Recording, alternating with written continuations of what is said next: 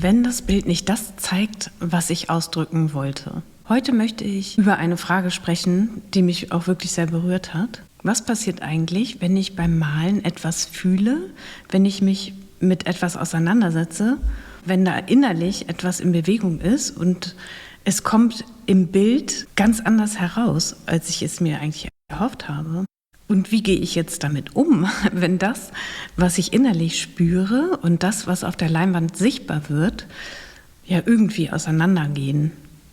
Ich finde, das ist eine große Frage und sie geht viel tiefer als eine Frage nach irgendeiner Technik oder nach einer bestimmten Farbe.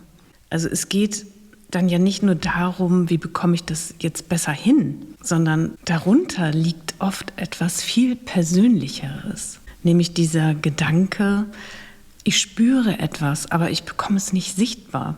Und das kann einen ganz schön treffen, weil man ja nicht nur denkt, dieses Bild funktioniert halt gerade nicht, sondern ja, weil man innerlich schnell an einem ganz anderen Punkt ankommt und sich fragt, warum komme ich da jetzt nicht ran? Warum sehe ich auf der Leinwand nicht das, was ich in mir doch so deutlich spüre? Und dann wird es ja auch schnell sehr persönlich. Dann geht es nämlich plötzlich nicht mehr nur um Farbe oder um Technik oder um irgendeine Komposition. Dann geht es um die Frage, kann ich überhaupt ausdrücken, was in mir ist? Und genau darüber möchte ich heute sprechen. Ich bin Petra Tölken, Künstlerin, Autorin und Gründerin von Künstlerstreich. Ich begleite seit vielen Jahren Menschen in die intuitive, abstrakte Malerei. Und gerade deshalb interessiert mich an dieser Frage eben nicht nur das fertige Bild, wie so oft, sondern dieser ganze Weg dorthin. Dieser Moment, in dem ich vor der Leinwand stehe und merke, da ist etwas in mir und ich möchte dem nachgehen. Ich möchte dem eine Form geben. Aber das Bild antwortet anders, als ich es erwartet habe. Und ja, ich kenne diesen Punkt natürlich sehr gut. Man geht an ein Bild heran und trägt etwas mit sich. Das muss jetzt ja auch kein fertiger Gedanke sein. Es kann einfach eine Erinnerung sein oder eine Spannung, irgendein inneres Ziehen oder ein Gefühl, das man selbst ja noch gar nicht richtig greifen kann.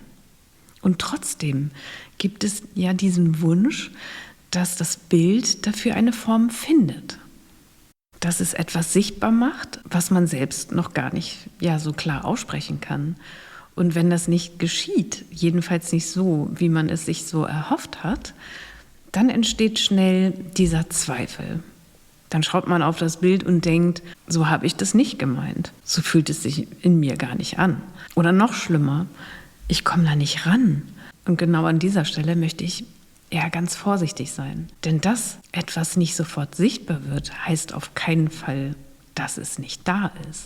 Und dass ein Bild nicht sofort zeigt, was ich ausdrücken wollte, heißt ja auch auf keinen Fall, dass ich jetzt gescheitert bin. Ich glaube, der Ausdruck ist dann einfach noch unterwegs. Und diesen Gedanken finde ich wichtig. Deshalb möchte ich heute auf 3 Dinge schauen. Erstens, auf diesen Moment, in dem es so persönlich wird, wenn ein Bild nicht zeigt, was ich ausdrücken wollte. Zweitens, darauf, dass Ausdruck oft nicht direkt entsteht, sondern über Umwege. Und drittens, auf den Gedanken, dass ein Bild kein Beweis dafür ist, ob ich tief genug fühle, frei genug bin oder nah genug an mir selbst dran bin. Der erste Punkt ist dieser. Es wird so persönlich, weil wir beim Malen eben nicht nur Farbe auf eine Fläche bringen. Von außen sieht das natürlich erstmal so aus. Da steht jemand vor einer Leinwand, nimmt Farbe, nimmt ein Werkzeug und arbeitet auf einer Fläche. Aber innen passiert ja oft viel mehr. Gerade in der abstrakten Malerei geht es ja häufig nicht nur darum, etwas abzubilden, was man vor sich sieht. Es geht ja eher darum, etwas sichtbar zu machen oder sichtbar werden zu lassen, was man in sich trägt oder was einen beschäftigt. Und das ist ein empfindlicher Punkt.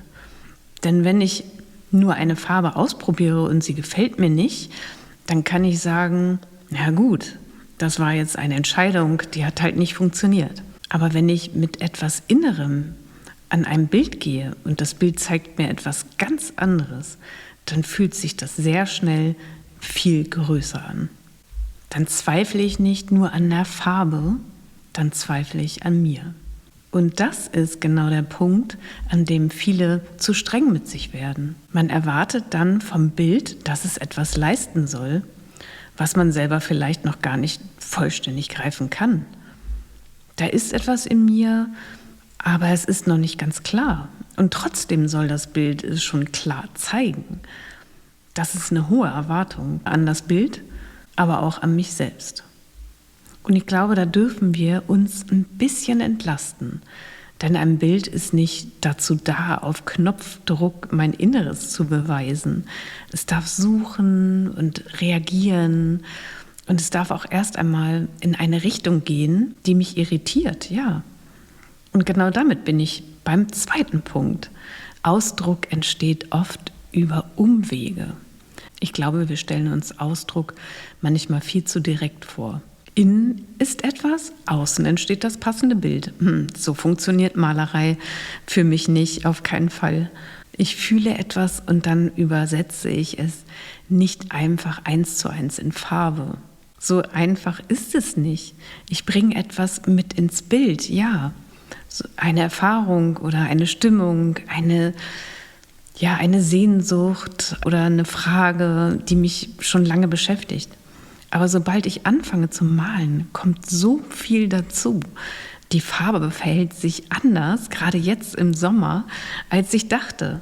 Das Material macht etwas Eigenes. Die Fläche wird plötzlich schwerer oder leichter. Eine Entscheidung zieht eben die nächste nach sich. Ich zögere oder übermale oder ich lasse etwas stehen. Ja, oder ich mache auch wieder was kaputt. Und ich finde dadurch an einer anderen Stelle aber wieder etwas Neues. Und all das gehört zum Ausdruck dazu. Nicht nur die Absicht vom Anfang eben oder nicht nur das, was ich ausdrücken wollte, sondern auch das, was unterwegs passiert. Gerade das, was stört, kann wichtig werden. Ja, wie eine dunkle Stelle, die ich ja erst gar nicht haben wollte. Oder irgendwie ein Farbstrich, auf den ich ständig gucke und der mir viel zu grell wirkt. Oder eine Fläche, die mir viel zu schwer vorkommt.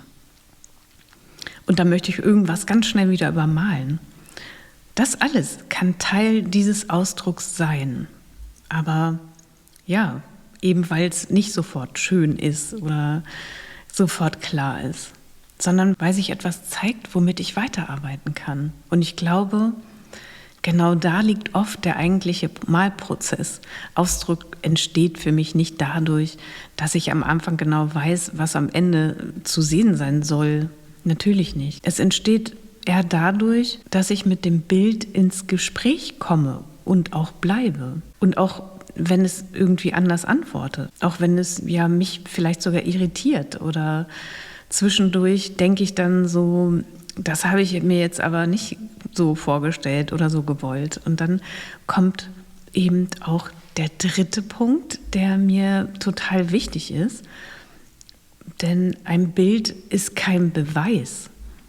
Wenn ein Bild nicht zeigt, was ich ausdrücken wollte, dann sagt das nichts darüber aus, ob ich tief genug fühle oder ob ich frei bin. Es sagt auch nichts darüber aus, ob ich nah genug an mir selbst dran bin. Es bedeutet erst einmal nur, das Bild und ich sind noch nicht am selben Punkt. Oder das Bild zeigt mir etwas anderes, als ich erwartet habe. Ich wollte vielleicht gerade Ruhe und es entsteht totale Spannung. Ich wollte Leichtigkeit und das Bild wirkt total schwer. Oder Klarheit und plötzlich, suche ich viel mehr als vorher. Oder ich wollte was Kraftvolles und plötzlich zeigt sich etwas ganz Zartes.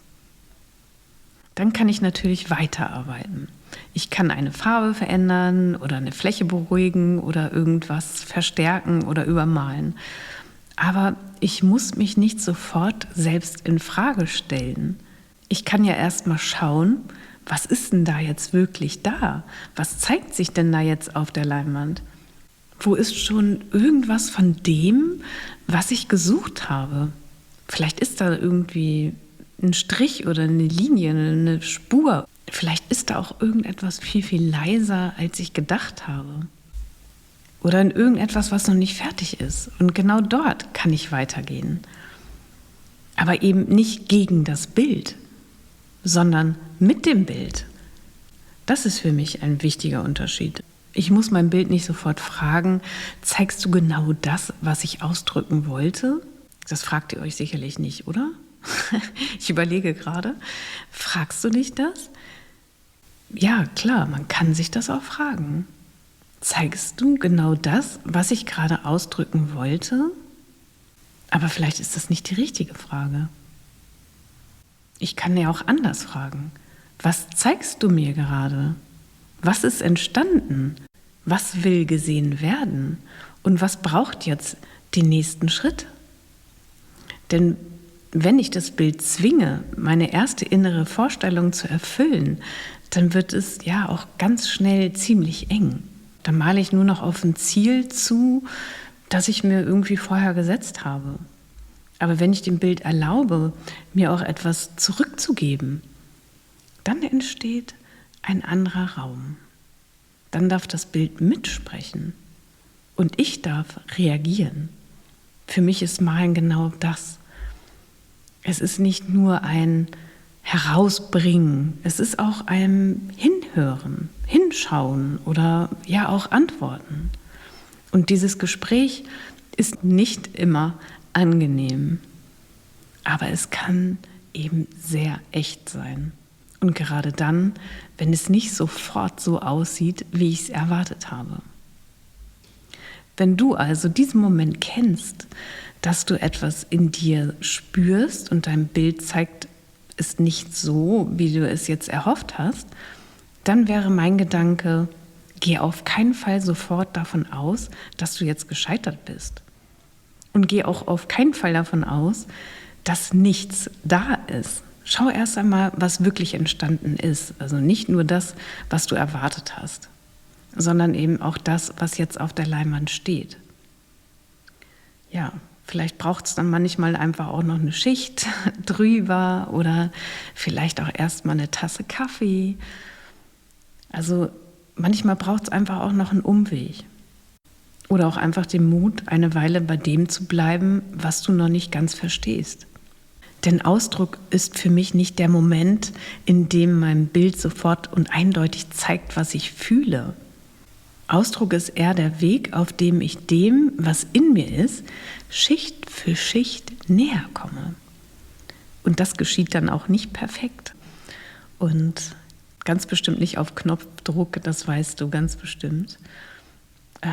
Ja, und auch nicht sofort lesbar, also sehr oft nicht, sondern im Prozess. Und der Prozess ist das Weitergehen, das Reagieren und dranbleiben.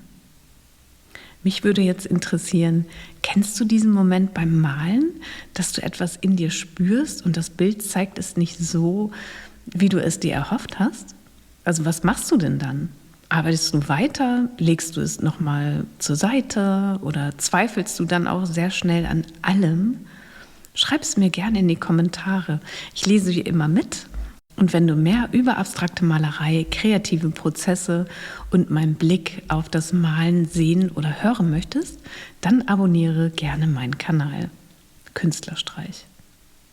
Mein Newsletter findest du unten in der Beschreibung. Dort schreibe ich regelmäßig aus dem Atelier über neue Videos, Kurse und Gedanken zum Malprozess. Also danke fürs Hiersein und vielleicht nimmst du dir heute nur einen Satz mit. Ausdruck ist kein Beweis. Ausdruck ist ein Weg. Bis zum nächsten Mal. Tschüss, deine Petra.